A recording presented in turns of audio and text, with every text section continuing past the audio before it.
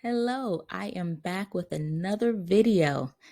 This is just going to be a few quick tips for communicating with individuals who may have communication deficits, such as aphasia or apraxia, something of that nature. I know the word aphasia has been at the forefront of people's minds lately. Unfortunately, Bruce Willis, an actor many of us grew up watching on TV, his family released a statement about his communication deficits and his inability to continue as an actor at this time. So without further ado, I'm just going to go ahead and jump into these 8 tips for communicating with people who have aphasia or any other communication deficit. So my first tip is to just speak slowly and use shorter sentences. As you can see, our lady here, she is excited about something and she is rattling on.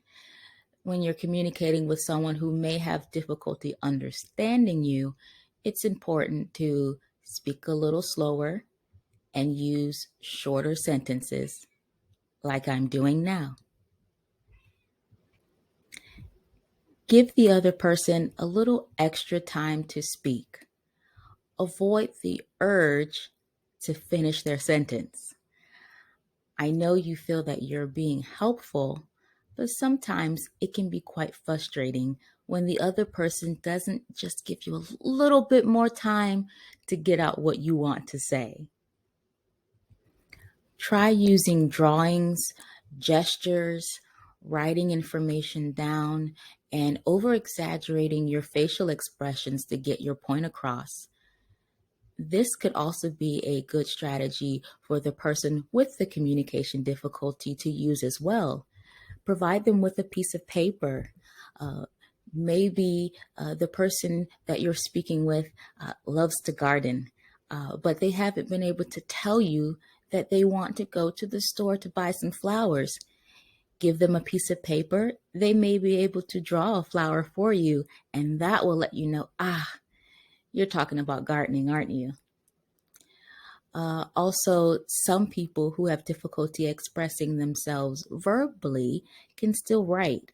So I would say consult with this person's speech pathologist, or if they've already been seeing a speech pathologist and that clinician has told you that this person is able to use writing as a communication strategy, give them a piece of paper. Always have a piece of paper and a pen available for this person. You may want to ask yes and no questions. Again, like our lady here, sometimes it's a little bit easier just to nod yes or no to a simple question. So far, I hope you're finding these tips helpful. If you are, please give me a thumbs up, subscribe to my channel for more, and hit that notification bell. And please forgive my cat. She wants to come in the room, but Mama's working. So I'm not sure if you could hear my cat calling for me in the background there. uh, Either way, try limiting background noise, like the television or the radio. This can be distracting and distract the listener from being able to fully comprehend what you want to say. The next tip is to maintain eye contact and watch for body language. A lot can be said through nonverbal communication. As you can see, our gentleman at the top there, he's a little confused by something, or maybe he's thinking.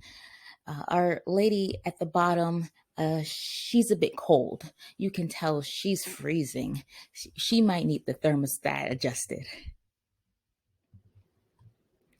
Remember, don't shout.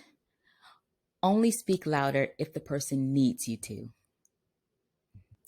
And my last tip is to avoid constantly correcting your communication partner. If they make a mistake, it's okay. We all do. Help them if they want the help, but as I mentioned earlier, give them a little extra time to say what they want to say. So that's it. just a few quick tips for communicating with someone who may have a communication deficit. If you or a loved one are looking for a speech language pathologist and you live anywhere in Florida, I do virtual visits. Or if you're looking for in-person services in the Melbourne, Florida area, feel free to contact me. I'll place my information in the description box below. And I hope you found this video helpful.